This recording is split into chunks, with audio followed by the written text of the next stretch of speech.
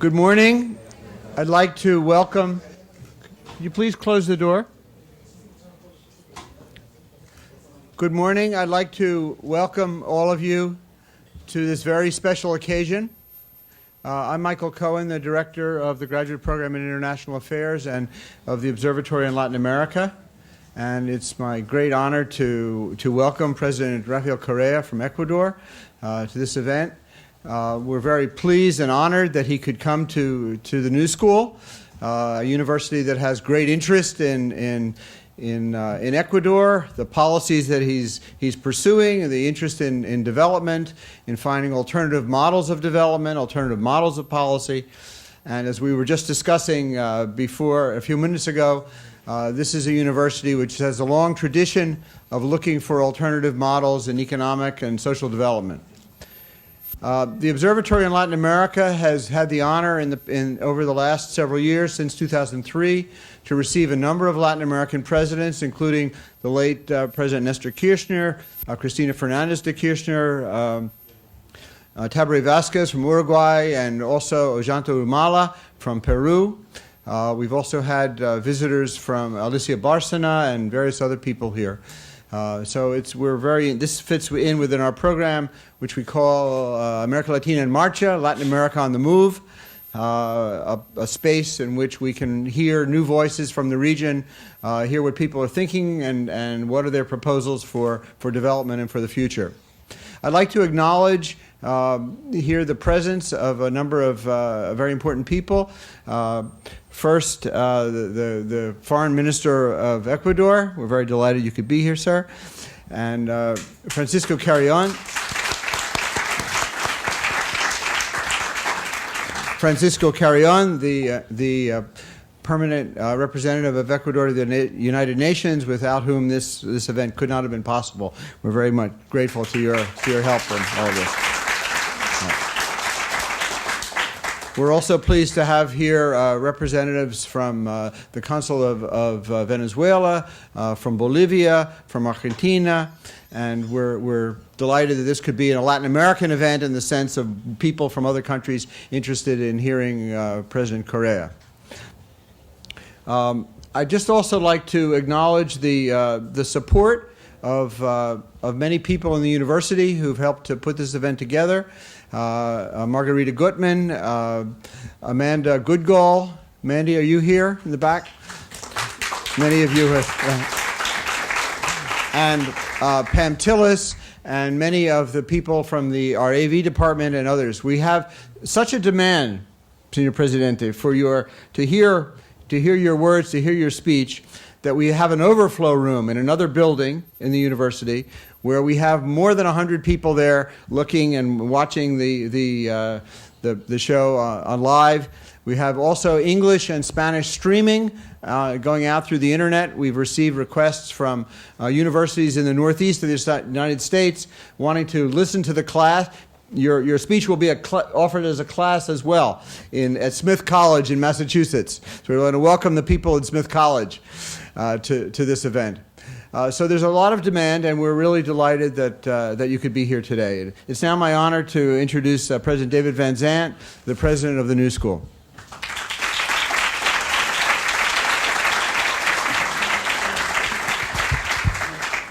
Well, welcome again to everyone who we could fit into this room, and then people who are in other locations around the United States and around the world.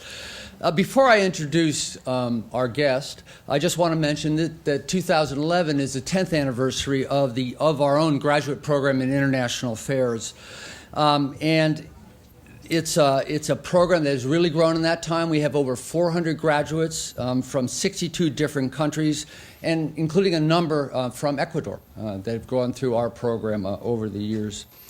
The New School has also been very active in Latin America, as Michael mentioned. I myself have returned last month from a visit to Buenos Aires, where I was participating in the jury that made the final selection for the President Nestor Kirchner Fellowship.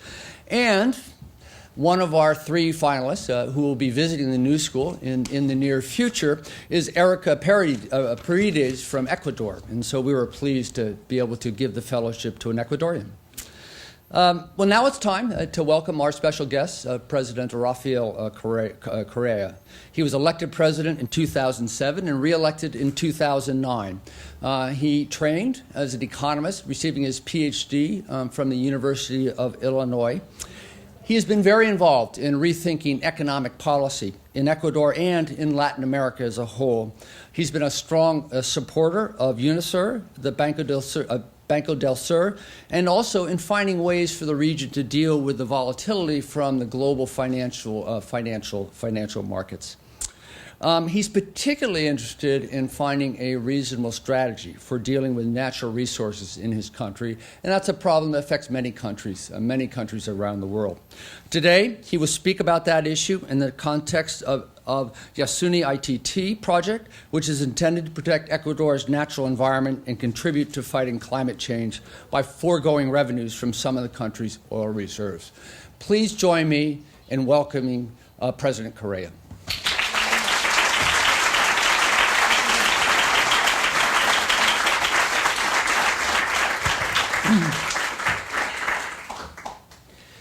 Bueno, queridos asistentes, queridos alumnos, queridos compañeros que nos escuchan, me dicen en un cuarto vía video en otro edificio.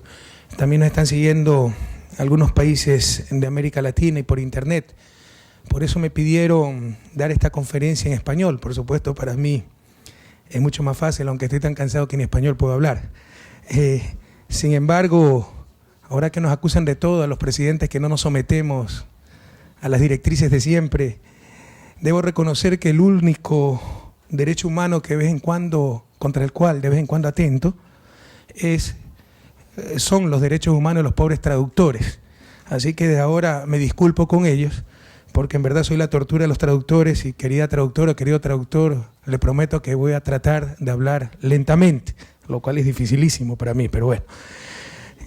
Hablando de atentado de derechos humanos, me decían que aquí está el embajador, el cónsul de Venezuela, cónsul de Bolivia. ¿Dónde están los compañeros? Hola, ¿de dónde eres? Venezuela, que viva Venezuela. ¿Bolivia está o no? Cuba. Es que tú sí sabes, compañera, ¿cómo te llamas? Carol, sí sabe que soy tan importante que ahora soy persona no grata en Estados Unidos. Nunca me imaginé llegar a ese nivel de importancia. Y en nombre de la libertad de expresión me han prohibido hoy día expresarme en una ciudad de Estados Unidos, Union City creo que se llama, ¿no? ¿Y por qué? ¿Cuál es la prueba de que yo atento a la libertad de expresión? Una foto en que estoy dándole la mano al presidente Chávez y estoy reunido con el presidente Castro. En todo caso, no sé cómo agradecerle a ese pobre alcalde de Union City porque nos ha hecho una propaganda y gracias a él es que todos los eventos están repletos, todos nos están siguiendo en internet, etcétera. Así que muchas gracias. Ojalá sepa, aunque sea, cuál es la capital del Ecuador, ¿verdad? Si le preguntamos, seguramente ni eso conoce. Pero bueno, sabemos contra lo que estamos luchando. Al final vamos a tratar de dejar una sesión de preguntas y respuestas lo más directa posible. Ustedes saben que antes de meterme en este lío de presidente de la República, era profesor universitario. Toda mi vida lo fui. Y créanme que qué reconfortante es volver a la academia, ¿no? Porque hay unas contradicciones enormes, es un cambio de vida muy duro. Mientras en academia es un pecado no decir la verdad, en política parece que es un pecado decirla, por ejemplo. Entonces siempre renueva el alma estar en un centro académico, más aún como la New School of Social Research, a la cual admiramos tanto, presidente.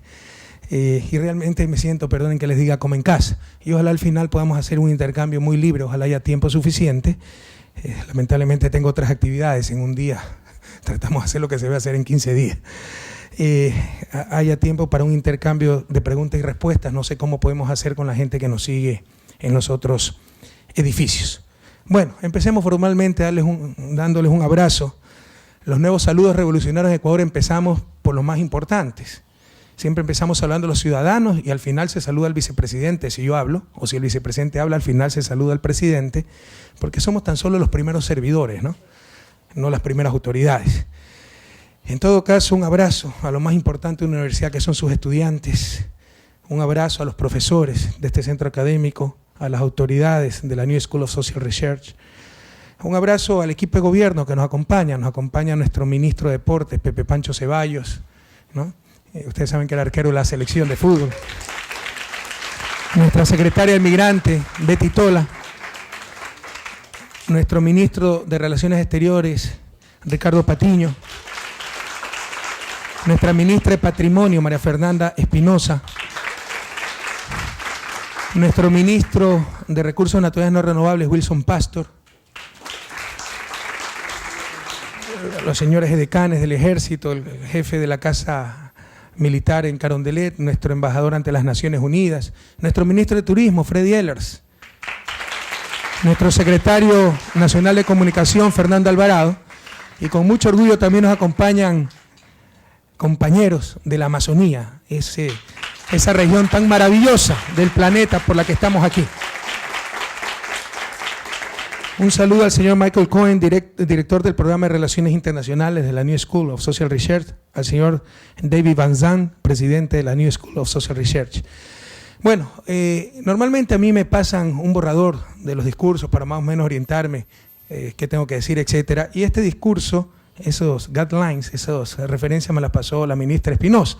Entonces, como ella es una fanática de Yasuní T.T., lo que me hizo fue toda una propaganda, no un comercial de 1 hora promoviendo el Yasuní T.T.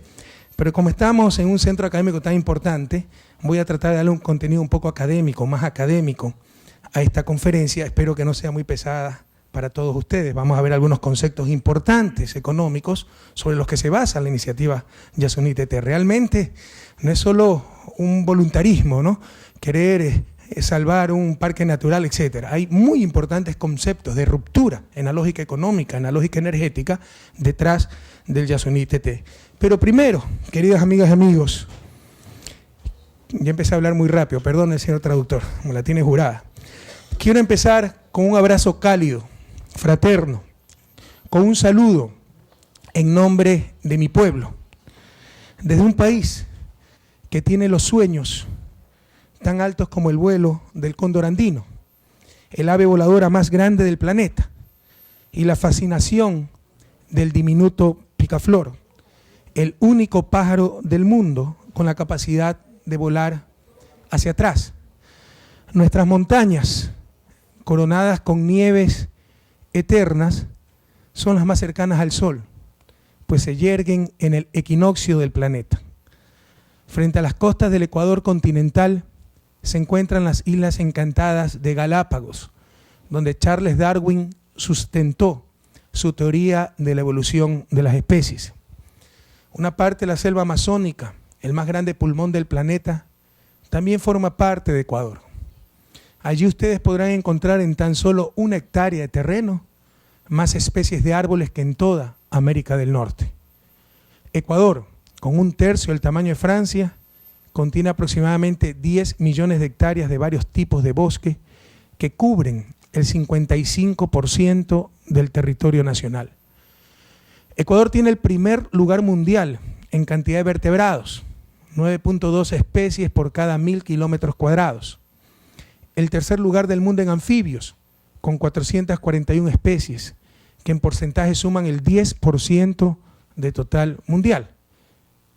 El cuarto lugar en el mundo en aves, con 1.626 especies, que representan el 18% de todas las especies de aves en el mundo. De estas, 37 son endémicas, es decir, habitan exclusivamente en Ecuador. Tiene el quinto lugar en diversidad de mariposas papiliónidas, con 69 especies, de las cuales 3 son endémicas. Y el sexto lugar en biodiversidad terrestre. Sin embargo, si se junta biodiversidad terrestre y marina, y Ecuador tiene 5 veces más superficie marina que terrestre, si se junta biodiversidad terrestre y marina, estamos en primer lugar en número de especies en el mundo. Tenemos el séptimo lugar en diversidad de plantas superiores, con 17.000 especies. Se estima que aproximadamente más de 4.000 son endémicas.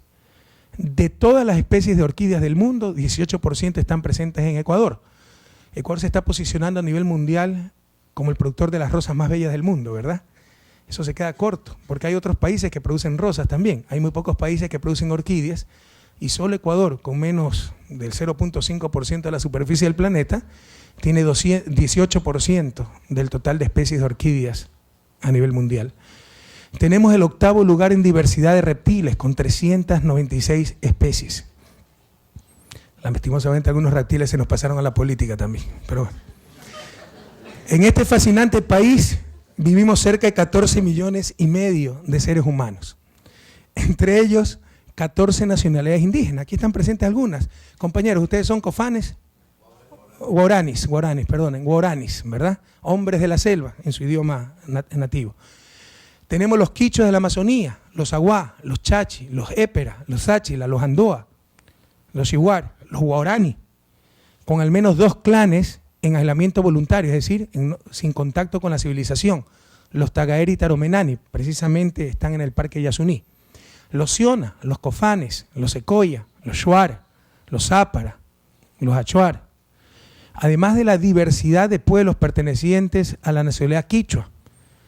Una nacionalidad que tiene idioma propio, cultura propia, pero dentro de esa nacionalidad se pueden diferenciar pueblos, también con su cultura propia, aunque la misma lengua. Dentro de la nacionalidad quichua tenemos los pasto, los otavalo, los natabuela, los caranqui, los cayambi, saraguro, pobre traductora, ¿no? Palta, cañari, quizapincha, tomabela, salasaca, chibuleo, guaranga, panzaleo, puruá, manta, huancavilca y nación originaria quitucara. Y junto a ellos, afrodescendientes, montubios de la costa, cholos de la península de Santa Elena, todos herederos de culturas milenarias, con muchas lenguas aborígenes, alrededor de 16, inmensos saberes ancestrales, por lo que Ecuador, con su nueva constitución de 2008, fue declarado país plurinacional y multiétnico. Gente hermosa y única, con todos los colores en la piel, con el alma abierta a las hermanas, a los hermanos de la tierra. Gente cariñosa, de corazón generoso, que por mi intermedio los saluda y les invita a visitar este maravilloso país.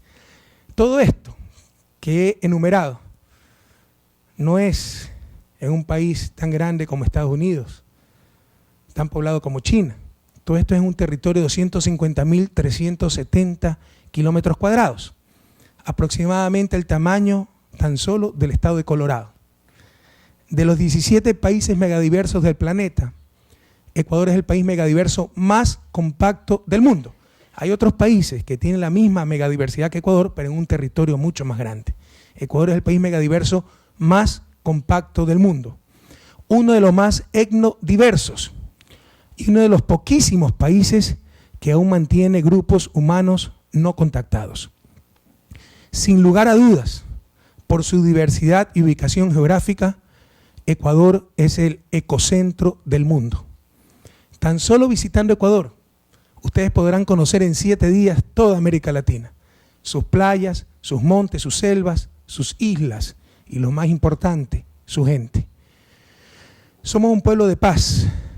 Para nosotros, el ser humano, su bienestar, su desarrollo equitativo, su buen vivir, el summa causai de nuestros pueblos ancestrales, esto es lengua quichua, el summa causai, en la cosmovisión quichua, el buen vivir, no el acumular, no el materialismo, buen vivir en armonía con la naturaleza, en armonía con los hermanos.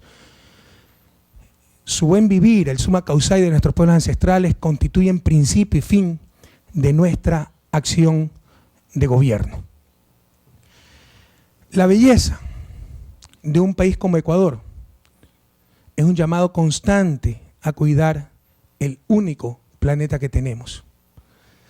Para ello, permítanme hacer una breve exposición del problema económico de los bienes ambientales, de la conservación. Los bienes ambientales son bienes públicos, es decir, de libre acceso y sin rivalidad en el consumo. Yo puedo respirar el aire puro que produce la Amazonía y nadie lo puede impedir. Si ustedes quieren comprar un cake en el bar de universidad, tienen que pagar por ello. Eso se llama capacidad de exclusión. Y sin rivalidad en el consumo, que yo respire ese aire puro no impide que ustedes lo respiren. Que Betty disfrute de esta conferencia no impide que María Fernanda también la disfrute. Eso quiere decir que no hay rivalidad en el consumo. Si yo me como el pedazo de cake, ustedes no se lo pueden comer. Eso es rivalidad en el consumo. Entonces, los bienes ambientales son bienes públicos, de libre acceso y sin rivalidad en el consumo. En consecuencia, pese a su alto valor, sin el aire puro que produce la selva amazónica, la vida en el planeta dejaría de existir. Pese a su alto valor, no tienen precios explícitos. Si no hay capacidad de exclusión, no hay precios monetarios. ¿Cuál es el precio del medio ambiente? El precio del CAI sí lo podemos poner, ¿verdad? Porque el que quiere el CAI tiene que pagar. Entonces, para que haya precios y para que haya mercancías, se necesita capacidad de exclusión sobre ese bien. Los bienes ambientales no tienen esa capacidad de exclusión, son bienes públicos. Al no tener precios explícitos, el sistema de mercado, que es el imperante, por sí mismo ni los genera ni los preserva. La generación y protección de bienes públicos globales requiere de acción colectiva global. No es el intercambio en el mercado el que va a preservar el medio ambiente, es ponernos de acuerdo todos para preservar ese medio ambiente. Eso se llama acción colectiva, en este caso global. Y también requiere de un cambio profundo en la lógica económica, donde se compense la generación de valor y no simplemente la generación de mercancías. Esto también implica, y esto es muy importante, esto es lo que siempre hacemos abstracción los economistas porque nos la damos a científicos. Y me olvidaba decirle, yo soy economista, pero a pesar de eso soy un tipo simpático, soy buena persona. En todo caso, de esto siempre nos olvidamos los economistas, porque queremos convertir la economía en hard science, ¿verdad? Ciencia dura. Analizar las relaciones de poder, los problemas de distribución, problemas políticos. Creemos que podemos analizar la sociedad humana en un vacío de fuerzas. Esa es una ingenuidad enorme. Es una de las mayores fallas del análisis económico. Entonces, lo que les estoy diciendo, la compensación de la generación de valor, implica un problema político de redistribución del ingreso global. Como les decía, si yo quiero comprarle un tractor a Estados Unidos, tengo que pagarle, compensarlo por ello. El tractor tiene un precio. Si quiero usarlo, tengo que pagar ese precio.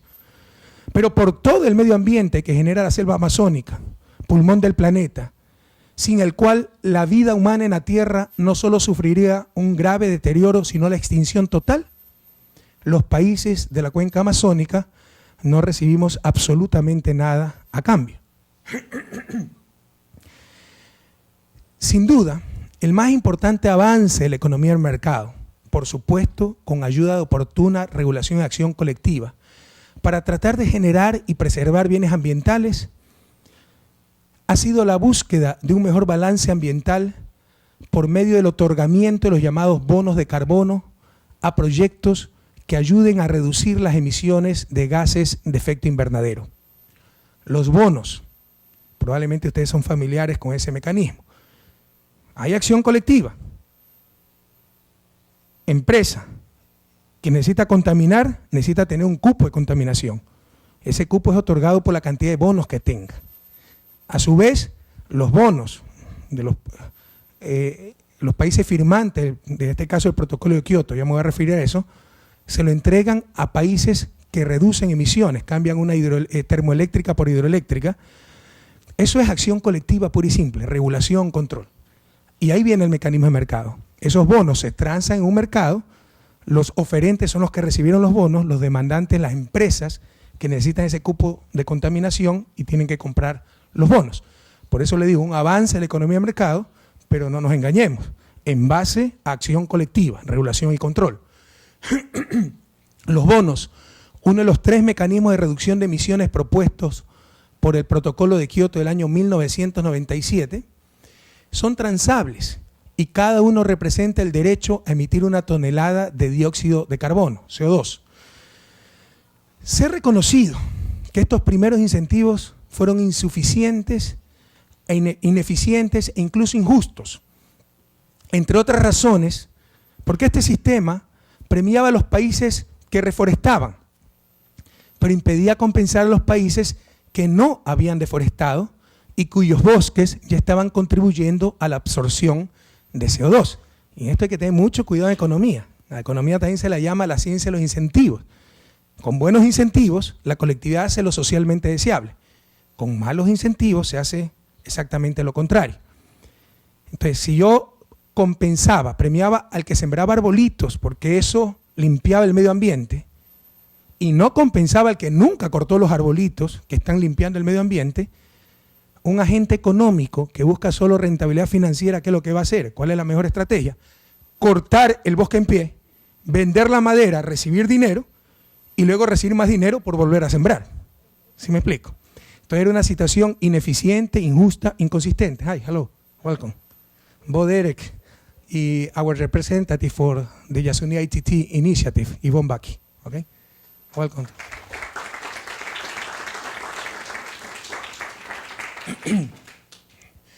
Por ello,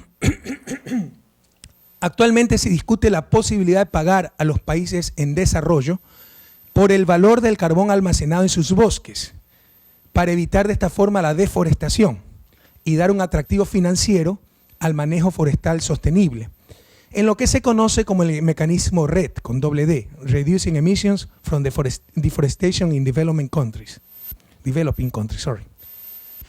Como ya lo mencioné, aunque son pasos importantes, los cuales apoyamos totalmente, esto es todavía insuficiente, ineficiente e incluso inconsistente. Son remiendos ante la ausencia de un concepto que define exhaustivamente qué es lo que hay que compensar. Estamos haciendo una lista de compras, ¿no? Una lista de esto sí, esto no, y no hay el concepto que englobe todo lo que hay que compensar. La idea de compensar la deforestación evitada, así como la forestación y la reducción de emisiones, por ejemplo, por la construcción de una hidroeléctrica, deben ser incorporadas en un concepto global.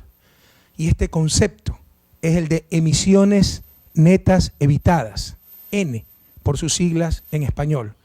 Concepto que Ecuador presentó en la Conferencia de Cambio Climático en Cancún en el año 2010. Emisiones netas evitadas, N. Net Avoided Emissions. N son las emisiones que, pudiendo ser realizadas en economía de cada país, no son emitidas. O las emisiones que, existiendo dentro de la economía de cada país, son reducidas. En este segundo caso hay ejemplos muy claros. Reemplazar la termoeléctrica por una hidroeléctrica, se reducen emisiones. Bueno, básicamente aquello, ¿verdad? Pero se trata también de compensar el no lanzar emisiones. Como diré más adelante en términos netos, limpiar, reducir, equivale a no ensuciar, a no emitir. Y ese es el concepto emisiones netas evitadas. El concepto permite conciliar las compensaciones iniciales de Kioto, así como del mecanismo RED. Sin embargo, N, emisiones netas evitadas, va mucho más allá, ya que no se restringe a una actividad específica y considera actividades económicas que involucren la explotación, uso y aprovechamiento de recursos renovables y no renovables, así como compensaciones por acción y no acción, o por acción y omisión. Se puede compensar la acción, forestar, la no acción, la omisión, deforestar. Todo eso se engloba en el concepto de emisiones netas evitadas. Por ejemplo, los diferentes países productores de combustibles de origen fósil, altamente contaminante, me refiero al petróleo, tendrían libertad para elegir entre extraer dichos recursos o dejarlos en el subsuelo, y así ser compensados por las emisiones que se evitarían. No es lanzar emisiones. Esta sería una compensación por no acción, análoga a dejar el bosque en pie. Me están compensando por no hacer algo a lo que tengo derecho, cortar el bosque, ¿verdad? En resumen, N, emisiones netas evitadas, es el concepto global que permite definir qué es lo que se debe compensar. Compensar las emisiones netas evitadas tiene perfectas bases de derecho, ambientales y de lógica económica. Do you have translation? Okay. La idea central de N es que un país pueda ser compensado para que no realice una acción a la cual tiene derecho, en caso de esta ser individualmente, pero no globalmente deseable. Es decir, los que saben algo de economía, en caso de producir externalidades negativas. Deforestar, tengo el derecho a cortar mi bosque. Individualmente es rentable cortar el bosque porque vendo la madera, pero globalmente se perjudica el medio ambiente, ¿verdad? Hay que compensar para que no realice esa acción a la que tiene derecho. De forma análoga, si un país no tiene la obligación de realizar una acción que produce externalidades positivas, reforestar, acción, puede ser que para mí no sea muy rentable, pero globalmente es tremendamente rentable sembrar árboles, debe ser compensado por realizarla. Eso en cuanto a la visión desde el derecho. ¿Por qué compensar? En aspectos ambientales, la idea central de N es extremadamente obvia. En términos netos, no ensuciar el medio ambiente, es decir, compensación por no acción, por omisión, teniendo el derecho de realizar la acción, es equivalente a limpiarlo, compensación por acción sin tener la obligación de realizar esta acción. Ejemplo, lo primero, dejar el petróleo bajo tierra. Tenemos el derecho de sacarlo, eso contamina.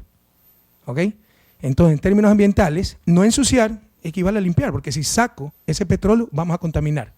Ustedes saben que el petróleo no se lo saca para estar expuesto a una vitrina, sino para quemarlo y generar energía. Y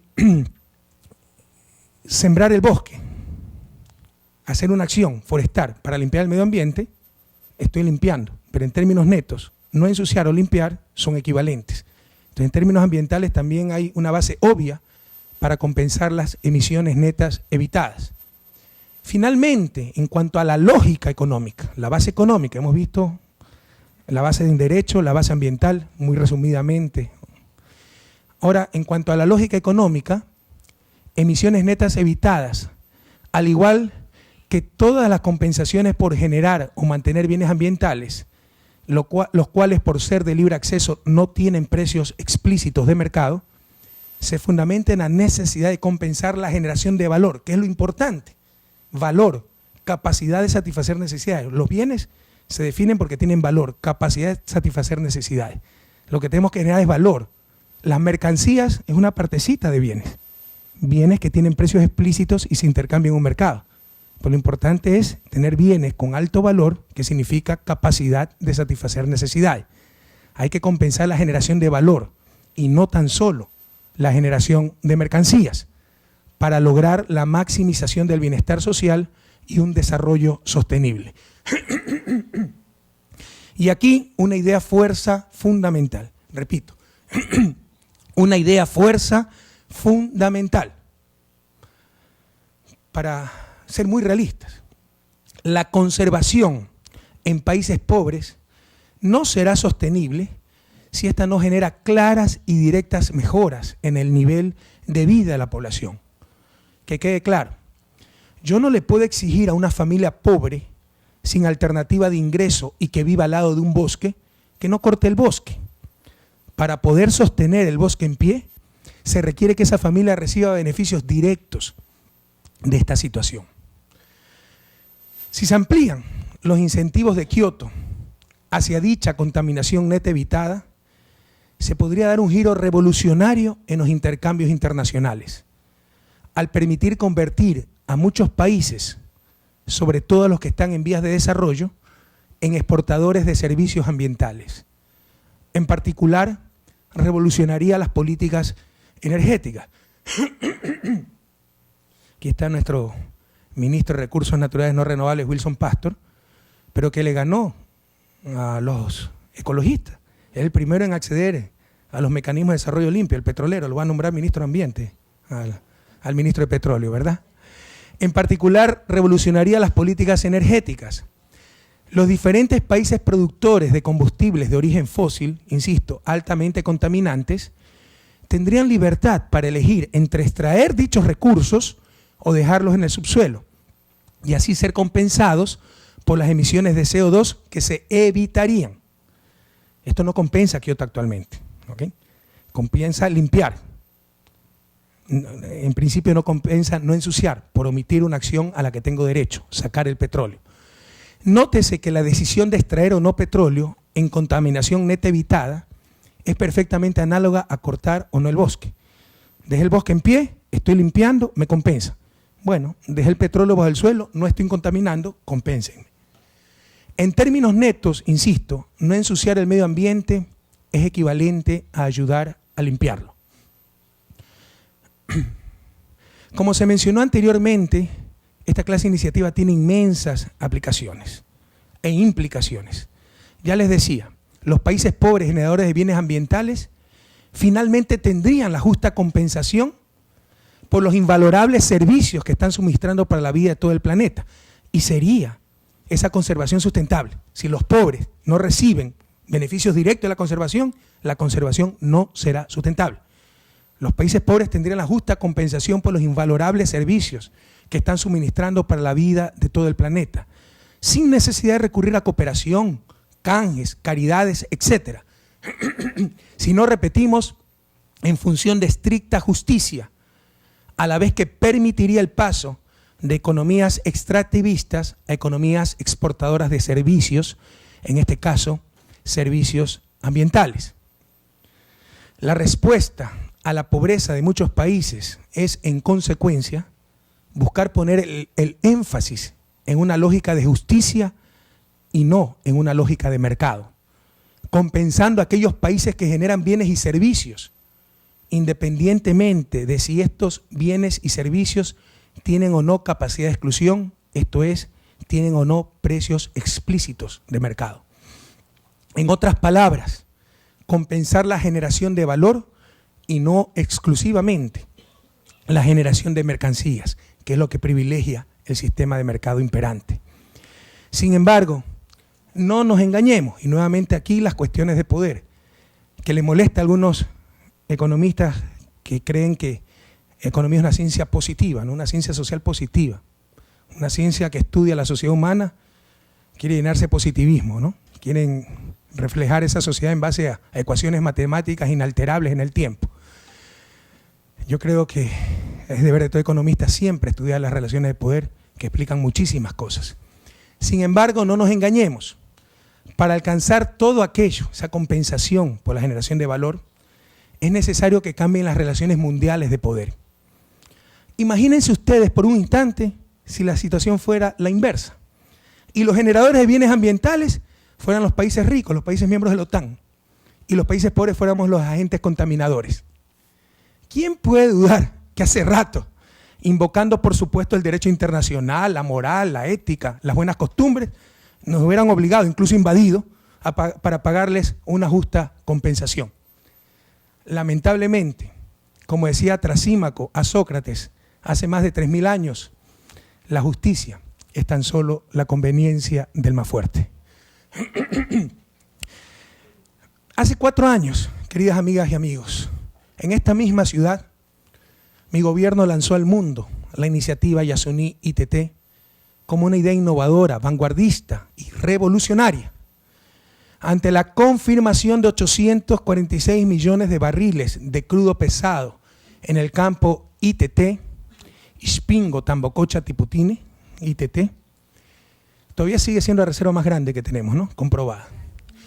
Situado en el Parque Nacional Yasuní, una de las reservas de biodiversidad más importantes del planeta, reservas que de utilizarse generarían 407 millones de toneladas de dióxido de carbono, Ecuador presentó ante el mundo la decisión de mantener dicho crudo indefinidamente bajo tierra, pero exigiendo la corresponsabilidad de la comunidad internacional en la lucha contra el calentamiento global. Nosotros no hemos producido el calentamiento global.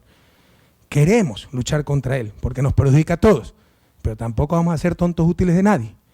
Aquí necesitamos corresponsabilidad, no caridad, corresponsabilidad en la lucha contra el calentamiento global. Es decir, exigiendo una compensación, sobre todo por parte de aquellos países que tienen una responsabilidad histórica en el cambio climático.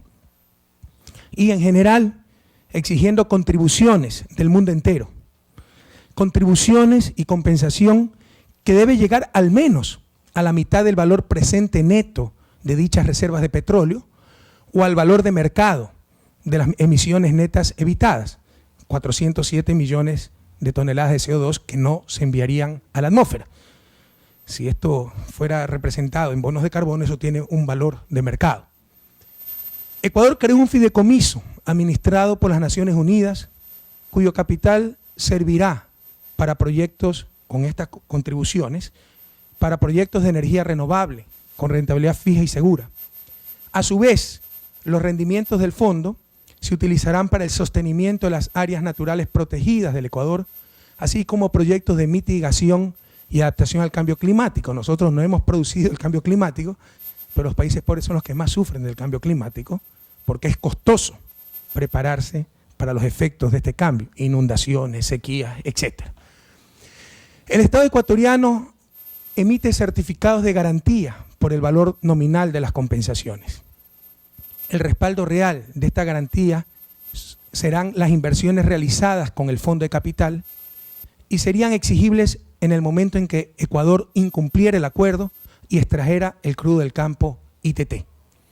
Sin embargo, la idea más profunda, histórica, es que algún día, y bajo el concepto de emisiones netas evitadas, estos certificados de garantía del Yasuní sirvan también como créditos de carbono, que ojalá algún día sean reconocidas por el Protocolo de Kioto o cualquier otro acuerdo internacional, pero que actualmente no son reconocidos y requieren de acuerdos políticos bilaterales para que sean efectivos, considerando a la iniciativa como proyecto piloto. Es decir, se emiten certificados. Si nosotros fuéramos Kioto y estaríamos dando estos certificados, son bonos de carbono que se negocian. Estos certificados representan lo mismo, emisiones evitadas, pero no están reconocidos. Esperamos algún día Kioto se amplíe. Hay grande oposición para que se amplíe por parte de los países más contaminadores. Con todo respeto, Estados Unidos ni siquiera ha ratificado el protocolo de Kioto. Que estos certificados sean reconocidos y puedan ser transables en un mercado y adquiridos por empresas que necesitan cupo para contaminar. Y mientras tanto aspiramos que algún momento, aunque sea lleguemos a acuerdos bilaterales con ciertos países para obtener más contribuciones de parte de empresas de esos países y puedan utilizar dentro de esos países los certificados como créditos de carbono. Es importante recalcar, y esto es sumamente importante, nosotros cuidamos mucho la dignidad del país, hemos sido estropeados durante demasiados años. Es importante recalcar que el principal contribuyente es el propio Ecuador, porque para el país lo más conveniente en términos financieros es explotar el petróleo, cuyo valor presente neto a los precios actuales del barril es de cerca de 14.000 millones de dólares. Hay un error en el traductor, no son 140.000, sino 14.000 millones de dólares. Y vaya, si nos hacen falta esos billones de dólares para el desarrollo del país. Es decir, nosotros estamos renunciando a una inmensa suma de dinero. Para nosotros, financieramente, lo más rentable es sacar el petróleo. Ah, pero ustedes tienen mucho medio ambiente, sí. ¿Y cuánto podemos comprar? ¿Cuánta comida le puedo dar a nuestros niños? ¿Cuántos libros a nuestros estudiantes? ¿Cuántos carreteros puedo comprar con ese medio ambiente? Entonces lo otro implica un flujo financiero que sí pueda adquirir esos bienes. Y se necesitan esos bienes, carreteras, escuelas, etcétera, para el desarrollo del país. Además, estamos hablando de la región más megadiversa del planeta, el Parque Yasuní, en la selva amazónica.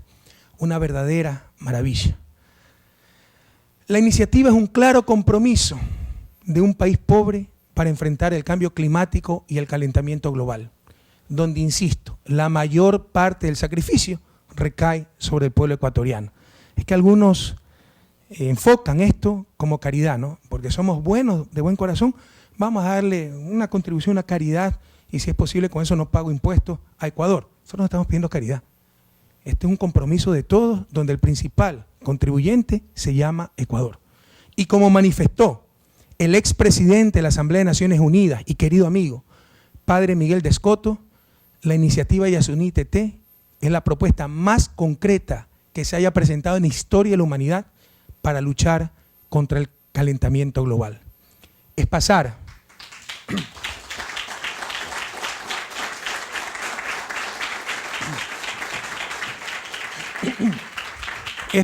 de la retórica a los hechos concretos.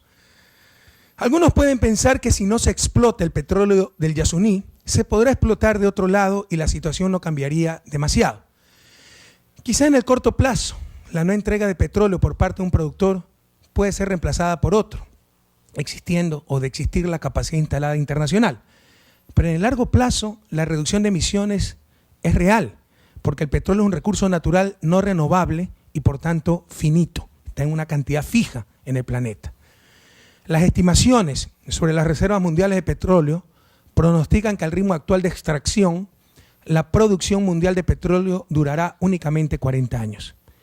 En este plazo, la no extracción de reservas petroleras es una contribución neta a la reducción de emisiones. Además, la iniciativa Yasuní prevé que los recursos financieros a obtenerse se inviertan en proyectos nuevos que absorban o reduzcan emisiones adicionales de CO2, como los programas de deforestación evitada. En este momento tenemos programas como Socio Bosque. Pagamos a las familias para que mantengan el bosque en pie. Pero eso significa gasto permanente y un importante sacrificio fiscal. Criticado por la oposición, los subsidios, cuando es una manera eficiente de que las familias cuiden el bosque. Y les insisto, si esa familia pobre, sin ingresos, sin empleo, no recibe un beneficio directo del bosque en pie, nada evitará que corten ese bosque. Programas de deforestación evitada, reforestación y desarrollo de fuentes limpias de energía. El potencial de reducción conjunta de estos proyectos alcanza un valor estimado de al menos 820 millones de toneladas de CO2 reducidas. Estamos empezando solo este año como 8 hidroeléctricas para reemplazar las termoeléctricas que proveen energía al país. Esto significa cambiar de fuentes de energía altamente contaminadoras a fuentes de energía renovable y mucho más limpias.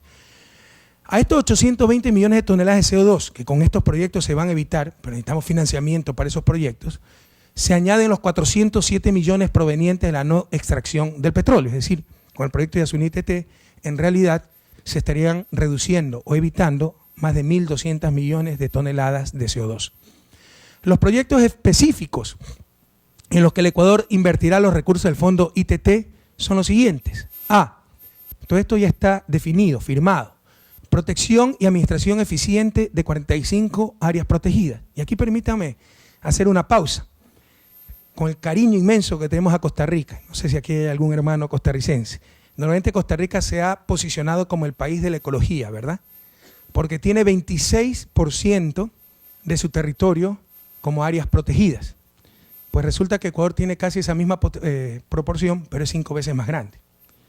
Es decir, Costa Rica tiene unos 50.000 hectáreas más, o sea, deben ser en millones, era 50.000 a 250.000, no recuerdo las unidades. Si alguien me chequea la... ¿Ah?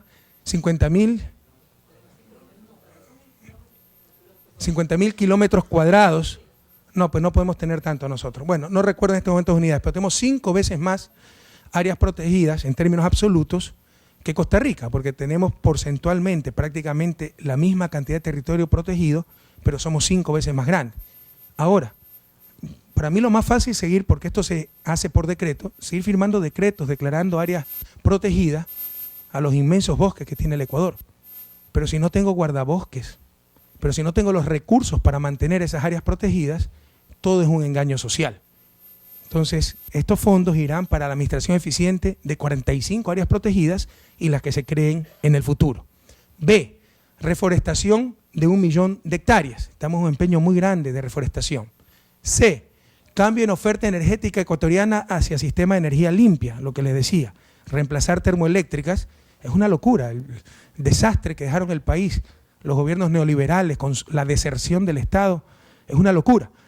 Ecuador tiene una gran riqueza hídrica, por todos lados se pueden hacer hidroeléctricas, pero tan solo 40% de nuestra energía era de origen hídrico y más del 50% de origen térmico, altamente contaminador. Estamos en un proceso agresivo, acelerado, de reemplazar esas termoeléctricas por hidroeléctricas. Literal D, mejora en eficiencia energética del país. Significa mejores construcciones que conserven el calor, que conserven el frío, etcétera. Pero todo esto es costoso. E, financiamiento productivo, educación y capacitación a las comunidades rurales, como los hermanos guaranis, en la zona de influencia de los proyectos, para que mejoren su nivel de vida practicando agricultura, ecoturismo y formas de producción sostenible. Y, por ejemplo, no se nos dediquen a la madera, ¿no? F, inversión en ciencia y tecnología para aprovechar de manera eficiente y sostenible nuestra biodiversidad. Aquí los datos son espectaculares. La cantidad de conocimiento que existe en nuestra biodiversidad es inexplorada, es un potencial enorme. Todavía, algunas veces los seres humanos creemos que conocemos muchísimo. Todavía es la mínima parte de plantas que han sido estudiadas, y sus efectos medicinales, etc. Entonces, el Yasuní es el laboratorio natural tal vez más grande del mundo, más rico del mundo, y lo que hay por descubrir es casi infinito. El Parque Nacional Yasuní ha sido considerado uno de los lugares de mayor biodiversidad en el planeta. Fue creado en 1979 y declarado por la UNESCO como Reserva Mundial de la Biosfera en 1989. Alcanza 982.000 hectáreas en la cuenca del Alto Napo, en Amazonía Occidental. Su ubicación estratégica, cercana a la línea equinoccial y a la cordillera de los Andes, le proporciona condiciones climáticas únicas en Amazonía, con temperatura y humedad relativamente uniformes y elevadas. Los científicos concuerdan con el valor único del parque, insisto, por su extraordinaria biodiversidad, por su estado de conservación e incluso por su patrimonio cultural. Con 2.274 especies de árboles y arbustos, el parque alberga en una sola hectárea a 655 especies, más de total de especies nativas de árboles de Estados Unidos y Canadá juntos, en una hectárea del Parque Nacional Yasuní. El Yasuní concentra las máximas densidades de especies en anfibios, mamíferos, aves y plantas en Amazonía. Los valores únicos del parque se explican por varias razones, ya dijimos, la estabilidad de su clima, la elevada precipitación y la temperatura alta y regular en las diferentes estaciones. La diversidad de sus suelos origina distintos ecosistemas en tierras firmes e inundables. El Parque Nacional Yasuní es además el hogar de 2 pueblos indígenas que han optado por el aislamiento voluntario de la sociedad occidental, los Tagaeri y los Taromenani. Aquí están los hermanos Guarani, ellos se organizan en clanes, 2 clanes, Tagaeri o Taromenani, familias extendidas, no están en contacto con la civilización occidental y su hábitat es el Parque Nacional Yasuní. En suma, lo que propone la iniciativa Yasuní TT, junto al concepto de emisiones netas evitadas, es justamente la posibilidad de redefinir las responsabilidades sobre el manejo de los bienes públicos globales. Ofrece también una alternativa concreta y viable para reducir emisiones, conservar la biodiversidad y garantizar la supervivencia de los pueblos indígenas en aislamiento voluntario. Sin embargo, pese a todas estas cosas hermosas que hemos escuchado de la iniciativa Yasuní TT, pese a todas las felicitaciones, aplausos, y por cada felicitación nos hubieran dado $1 y hubiéramos llegado a la meta, ¿verdad?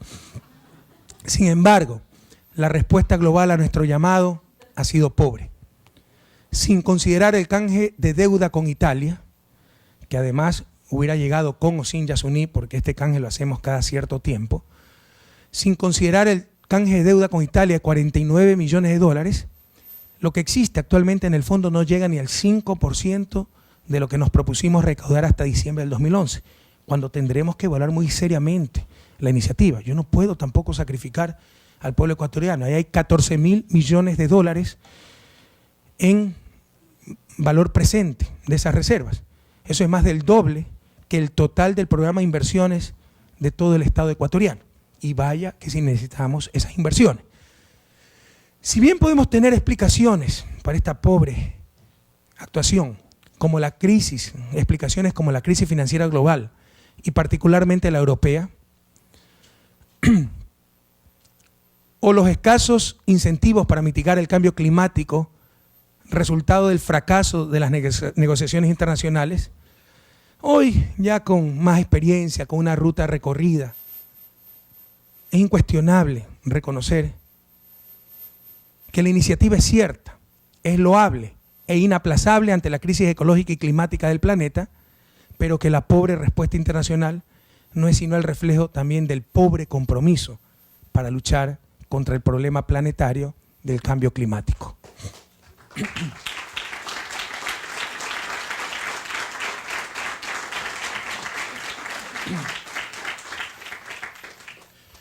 Aquellos países que son los de mayor responsabilidad en el cambio climático, o tienen la mayor responsabilidad, son los que ahora obstaculizan la concreción de acuerdos globales para disminuir la emisión de gases de efecto invernadero. Incluso hay países que se oponen a un segundo periodo de compromisos dentro del protocolo de Kioto. Cancún fue un fracaso por este bloqueo. Compromisos que de por sí ya eran insuficientes. Y ni siquiera pretenden cumplir esas mínimas metas ya existentes. El compromiso y participación activa de la ciudadanía mundial, de ustedes los jóvenes, de académicos, de militantes y activistas, de los filántropos y de la empresa privada, es fundamental para que podamos demostrar que otra vía para el buen vivir es posible. Hemos pasado de vivir en un mundo de proletarios a un mundo de precarios, de desempleados, de refugiados climáticos. Vivimos la era de los indignados. Es nuestra capacidad de indignación creativa lo que nos ha convocado y nos compromete con esta iniciativa.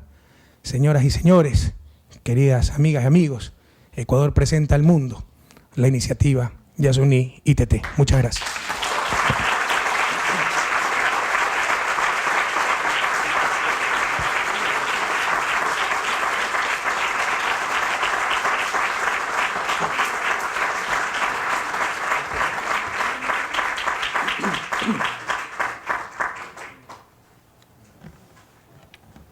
Muchas gracias, señor presidente. If we have questions, there people have been receiving cards, and so if the cards could be brought down to the side of the room. The problem is the quantity of questions, because for me it's no problem to answer directly the questions, Okay, but how to select them. that's the question. Yeah. You have some questions? Joaquin?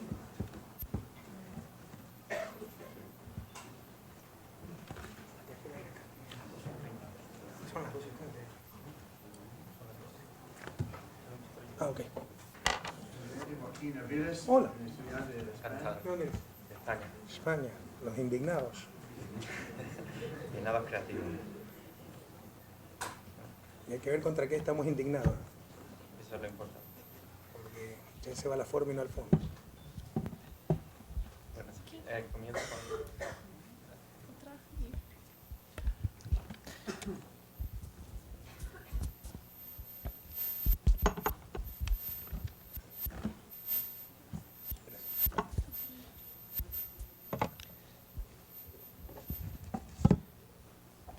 Muchas gracias, presidente. Entonces le vamos a pasar a algunas de las cuestiones del público. Yo las voy a ir leyendo y usted las va contestando a ver cuántas nos da tiempo. Entonces, usted ha dicho que en el caso de no recibir el apoyo financiero internacional habría que extraer el petróleo. Si este es el caso, ¿cuáles cree usted que serían las consecuencias para las comunidades indígenas, teniendo en cuenta y las implicaciones políticas para su presidencia, teniendo en cuenta las bases de los movimientos indígenas y ecologistas? Bueno, hay muchos movimientos indígenas y ecologistas que están con el gobierno, por supuesto. Hay aquellos que, poco menos que el ser humano es un estorbo para la naturaleza. Entonces tampoco podemos estar con esas posiciones fundamentalistas. Y el plan B, que es el famoso plan B, que algunos dicen que siempre fue mi intención, entonces ¿para qué tanto trabajo por el plan A? Tiputini está un 10% fuera del parque. Desde fuera del parque se puede extraer gran parte del petróleo de Tiputini. Recuerda que eran 3 campos, básicamente, ITT, ¿verdad? Tiputini, Tambococha y Spingo. Tambococha está a unos 10 kilómetros dentro del parque. Estamos haciendo los estudios para perforación horizontal. En caso de que esto no resulte, o sea, yo tengo que ser responsable con mi pueblo. Spingo está en el corazón del Yasuní ITT. Eso no lo tocaríamos porque está en pleno parque nacional. Entonces, ¿por qué no lo hicieron desde el principio? Porque recuerda que no es solo la conservación del parque. Yo he puesto énfasis en el concepto de emisiones netas evitadas. O sea, de todas formas, pese a que de esta manera la extracción de gran parte del petróleo sería un 50% de las reservas más o menos. Ispingo es la más grande, pero está en pleno corazón del Yasuní. Pese a que podemos sacarla con un mínimo impacto ambiental y social, las emisiones sí van a existir. Entonces, por eso hemos enfatizado el concepto de emisiones netas evitadas. ¿Okay? La otra pregunta, why to lose 11 billion US dollar? It is due to lack of social and economic support and the urgency need of major infrastructure, transportation and refinery process equipment and machinery. Since the API lease Ecuador crude to 2-3 times less than the current oil price. No entiendo a qué 11 millones se refiere. ¿Entendí bien? 11 billion, I don't know who. ¿Quién hizo la pregunta? Sí, dígame, ¿a qué? Sucede lo siguiente, que usted habla que son 800 millones de barriles De barriles, sí. enterrados en la tierra. Si le ponemos el precio de $100 cada barril, Sí. eso representa 80.000 billones de dólares. Y usted prácticamente están teniendo la comparación mundial de 3 billones. ¿Por qué perder 77 billones, que es un dinero? Es que usted está contando solo el ingreso total, de ahí tiene que reducir los costos de extracción, etcétera. Es lo que sea la mitad de los 70. No, eso está calculado, está en unos 14.000 millones. Bueno, la propuesta inicial era cuando el precio del petróleo estaba mucho más bajo. Esto lo hicimos en el 2007. Los precios del petróleo eran prácticamente la mitad. Estrictamente hablando, Ecuador está perdiendo mucho más. Por eso yo he enfatizado, bueno, sí, esa es la buena pregunta. Usted me está diciendo entonces que lo más inteligente es sacar el dinero para el pueblo ecuatoriano. Yo estoy de acuerdo con usted. Lo que estamos tratando es de corresponsabilizarnos en un problema que no hemos creado, la lucha contra el cambio climático. Pero tampoco vamos a ser tontos útiles de nadie. ¿Ok? Sí. Me gusta esa expresión. Yo no lo voy a decir. Pero no ser tonto implica que usted So- extraiga el petróleo y se Diría. contradicción total a todo lo que es el plan y la estrategia de Yasuní. ¿Por qué contradicción total? Si el inicio del plan fue, señores, dejamos debajo de la tierra este petróleo que tenemos el derecho de sacar, pero tienen que corresponsabilizarse al menos con la mitad del valor. Pero el plan y la estrategia pierde toda credibilidad cuando usted dice que si no le pagan, usted va a extraer. O sea que a usted no le importa realmente conservar a Yasuní. A mí me importa conservar el Yasuní y el bienestar del pueblo ecuatoriano. En todo caso, yo respeto mucho su opinión, pero creo que es lo contrario. El rato en que yo digo, no importa, si no nos dan 20 centavos, de todos modos conservemos el Yasuní, vamos a ver cuántos centavos vienen. Okay. Okay, all of the questions will now come through the place. please. Yeah. Miren, no seamos So- injustos, que hay gente que respetó las reglas y escribió, vamos. So if you have any escriba question, una you pregunta. can. Está todo no hay nada controlado. No entiendo. Ecuador, el que habla en contra de la política del medio ambiente, es callado. ¿Usted conoce Ecuador? ¿Quién le contó? ¿Lo leyó en la prensa? Ya. Usted acaba de dar la mejor demostración de la manipulación de la prensa. Vaya a Ecuador y hable esto y podrá hablar cuando quiera, compañero. Yeah. De todas formas, quien quiera hacer una pregunta es libre de hacerla y aquí las tenemos. Entonces, por favor, yo creo que sí podíamos respetar eso. Gracias. So the next question: if money for Yasuní is not enough, is your government interested in energy efficiency? The question is beyond the system efforts on reducing the electric demand with light bulbs and refrigerators. Why not to create an actual financial structure to make the energy savings, electrical and fuel, negotiable products to finance energy efficiency projects in the market? Bueno, estamos haciendo cosas similares. Por primera vez en el país se está hablando de eficiencia energética, se está hablando de diversificación de la matriz energética. Prácticamente ya no existen los focos incandescentes, consumidores de energía, sino los focos ahorradores. Porque hicimos una campaña de repartición de ¿cuánto habrá sido? 10 millones de focos ahorradores. En un inicio gratis. Y de ahí comprados y prohibimos la venta de los otros focos. Tenemos programas muy interesantes como el programa renovación de refrigeradoras, lavadoras, etcétera, donde el Estado paga una cantidad para que chatarricen lavadoras, refrigeradoras. Esto ya está. Incluso en el parque automotor también. Chatarrizamos eso, lo destruimos. Con esa plata pueden adquirir una nueva lavadora, refrigeradora, pero energéticamente eficiente. Entonces tenemos muchos programas de esta naturaleza. ¿Okay? Gracias. Otra pregunta es sobre qué garantías da Ecuador para que el tratado se cumpla y para que el petróleo se mantenga bajo tierra. ¿Habrá leyes que apoyen? Sí, ¿Habrá por supuesto. castigos? Por supuesto. ¿No? De funcionar la iniciativa, pues se hará la legislación del caso, pero recuerden también que esos certificados son vinculantes. En caso de incumplir, pues nosotros tenemos que responder y podremos ser demandados, etcétera, ¿no?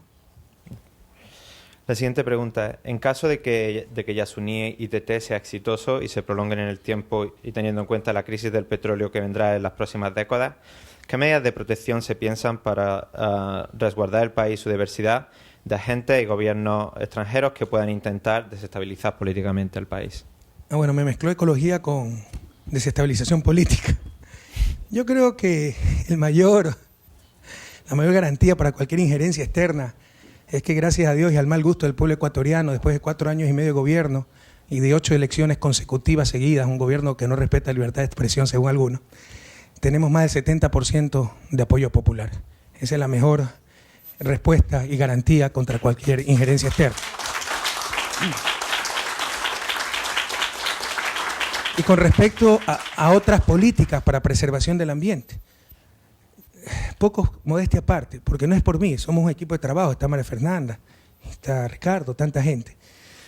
Pocos gobiernos, tal vez en la historia de la humanidad, han avanzado tanto en cuestiones ecológicas. Tenemos la constitución más verde del planeta. La primera en la historia de la humanidad, ahora también la tiene la boliviana, que dio derechos a la Pachamama. La oposición se nos burlaba, derechos a Pachamama, si no es una persona natural. Sí, cuando le dieron hace un siglo derechos a las corporaciones, etcétera, y no había problema, ¿verdad? Business con fines de lucro, ¿no? Entonces tiene derechos la Pachamama. Cualquiera puede demandar si atenta contra los derechos de la Pachamama. Una serie de exigencias ecológicas que muy pocas, tal vez ninguna constitución en el mundo las tiene. Ya estamos trabajando en la normativa para preservar nuestros recursos genéticos, para que no vengan agentes extranjeros, quiten esos saberes ancestrales, por ejemplo, las características ayahuasca, el ejemplo tradicional, algo que era conocido desde siempre por nuestros pueblos, lo sacaron del país y lo patentaron en Estados Unidos. Ahora, para comprar lo que siempre hemos usado y que nosotros descubrimos, tenemos que pagar royalties para evitar toda esa piratería de biodiversidad y piratería genética. Tenemos ya una normativa muy fuerte acorde a la Constitución. Entonces, en cuanto a preservación del medio ambiente, más allá de la iniciativa de Acción ITT, hay muchos otros proyectos y políticas en marcha. De acuerdo. Aquí otra pregunta relacionada un poco con la prensa y la relación entre la prensa, el gobierno ecuatoriano, los medios de comunicación. Y para esta iniciativa, ¿qué papel ve usted de los medios de comunicación? ¿Cuál sería el papel de la prensa de los medios de comunicación y cómo analizaría esa relación? Bueno, a la prensa no hay que pedirle ningún favor, hay que pedirle que informe, ¿no? Pero algunas veces a cierta prensa en Ecuador hasta eso es demasiado pedir. Hoy día tarde voy a hablar en otra universidad sobre el problema de la prensa, pero hay de por sí ya con la prensa un problema, prensa capitalista, un problema de base, de origen, aquí en todos lados. Negocios privados con fines de lucro proveyendo un bien público, fundamental para toda sociedad. Normalmente esa clase de bien público lo realiza la acción colectiva, aquí lo realizan negocios privados. Entonces, para evitar ese conflicto de interés o de intereses entre mi fin de lucro y lo que tengo que informar, se necesitan pues rigores éticos, profesionales de muy alto nivel, que probablemente aquí los hay, pero en Latinoamérica no los hay. Por ponerles un ejemplo, cuando llegamos al gobierno, de los 7 canales nacionales de televisión, 5 eran propiedad de banqueros. Imagínense ustedes si querían hacer una regulación a la banca. Tenían toda una campaña mediática de 2 meses poniéndolos poco menos como incompetentes totales, ¿verdad? Por ejemplo, en la tradición mediática norteamericana, y yo he vivido en el país y conozco los medios norteamericanos, tienen sus excesos, pero no tienen nada que ver con la prensa latinoamericana. Allá sí no hay límites. Ocultar una información es muy grave. Allá se cree que por ser negocios privados tienen el derecho discrecional a decidir qué informar y qué no informar. Y te puedo dar muchos ejemplos de eso. Se ha llegado a extremos tales que en nombre de la libertad de expresión se defienden las mentiras. Yo le puse un juicio, que probablemente es por lo que el compañero lee, que en Ecuador no hay libertad de expresión, le puse un juicio al mayor diario nacional por una mentira descarada. El 30 de septiembre hubo un intento de golpe de Estado en Ecuador el año pasado. Casi muero yo. Murieron 5 personas, centenas de heridos, y publicó ese diario que yo había ordenado disparar y que era un criminal de lesa humanidad.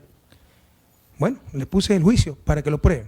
Y está más que comprobado que es mentira, que no pudieron probarlo. Yo he dicho, paramos el juicio, paramos todo. En Ecuador hay cárcel por injurias. Cárcel por injurias. Bueno, aquí hay cárcel por maltratar al perro. Pues, ¿no? Cada país tiene derecho a tener su propio conjunto de leyes, ¿no? Y en la mayoría de países latinoamericanos hay cárcel por injuria. Entonces, hemos dicho, ya les he ganado en 2 instancias. Les he dicho al inicio, paramos todo si reconocen su mentira y piden disculpas, no a mí, al pueblo ecuatoriano, por haber mentido. No, ellos son arrogantes, soberbios, están por encima del bien y del mal, y yo tengo que claudicar en mi derecho a demandarlos, porque ellos son los medios de comunicación y todo el mundo tiene que agachar la cabeza. Entonces hay una lucha muy dura contra estos abusos y excesos de los medios de comunicación. Infórmense un poquito más. Esos medios en América Latina no tienen nada que ver con la tradición mediática norteamericana, que es mucho más seria, mucho más ética, mucho más profesional. De hecho, aquí normalmente son largas corporaciones. Allá los medios nacionales son propiedad de media docena de familias y lo manejan directamente. Te falta profesionalismo, nivel ético, muchísimas cosas. Es una lucha dura. Y por último, ellos mismos se autodenominan contrapoder. Yo no sé cómo puede haber un poder en democracia no legitimado en las urnas. La única legitimación es haber tenido plata para comprar una imprenta. Pero si son contrapoder, son actores políticos, ¿verdad? Entonces, son el contrapoder. El problema es que son contrapoder de ciertos gobiernos, porque si no vaya vea cómo sí, cierta prensa chilena fue el contrapoder de Salvador Allende, pero fue el más grande acólito de la dictadura de Pinochet. Prohibido olvidar, compañeros.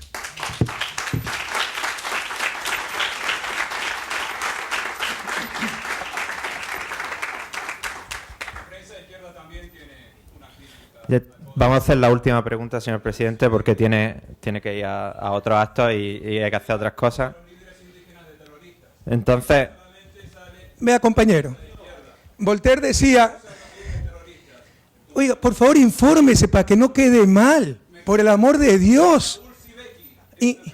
Infórmese para que no quede mal, compañero, por el amor de Dios, estamos en una academia. Vaya a ver el Código Penal, que no lo hice yo. Para el mal de nuestros pecados, una sección grandota que habla de sabotaje y terrorismo. Y dentro, no me interrumpa, pues no sea malcriado, no sea malcredito, ¿ya? Y dentro de esa sección grandota se prohíbe, es un delito bloquear carreteras, quemar llantas. En Estados Unidos no es un delito eso. Es un delito, ¿verdad? Lastimosamente, ahí lo pusieron en la sección sabotaje y terrorismo. Entonces, cuando se acusa a alguien por cerrar carreteros, ¿qué es lo que saca la prensa? Acusado por sabotaje y terrorismo. ¡Mentira! Está siendo acusado por un delito tipificado por el Código Penal que no lo hemos hecho nosotros. Y que en el nuevo Código Penal, para que no haya esta manipulación y esta mala fe, ya lo estamos cambiando de sección. Pero el hecho objetivo es que en Ecuador, como en Colombia, como en Estados Unidos, cerrar carreteras, secuestrar policías, quemar ambulancias, es un delito. Que tenga el título, la sección, sabotaje y terrorismo, no significa que deja de ser delito. Así que hay que decir la verdad, toda la verdad y nada más que la verdad, o se está mintiendo. No. Thank you very much, President.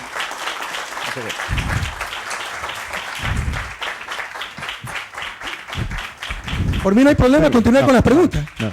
Solo que respete el derecho de los demás a preguntar, ¿no? Yeah. No, faltan 10 minutos. Continuemos con las preguntas, por favor. Yo no tengo problema del debate. Few more questions. Lo que sí Okay. molesta un poquito es que le quiten el derecho a los demás a preguntar. Okay. One more question then.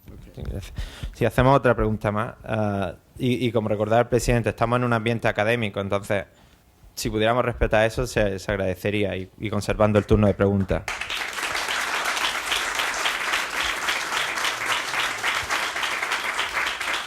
Señor presidente, una pregunta así genérica. ¿Qué le diría a todos los estudiantes universitarios latinos, en especial a ecuatorianos, pero yo ampliaría a latinoamericanos y estudiantes universitarios, juventud, como usted dijo antes, que realmente quiera defender esos valores, que quiera defender este tipo de proyectos? ¿Cuál sería su recomendación? ¿Qué tipo de acción? Que no se preparen para ocupar un puesto en la sociedad, sino para transformarla. La sociedad mundial y la sociedad latinoamericana. Estamos en la región más desigual del mundo. Y no se necesita solamente buen corazón, se necesita capacidad para no caer en los infantilismos de cierta izquierda. ¿Okay?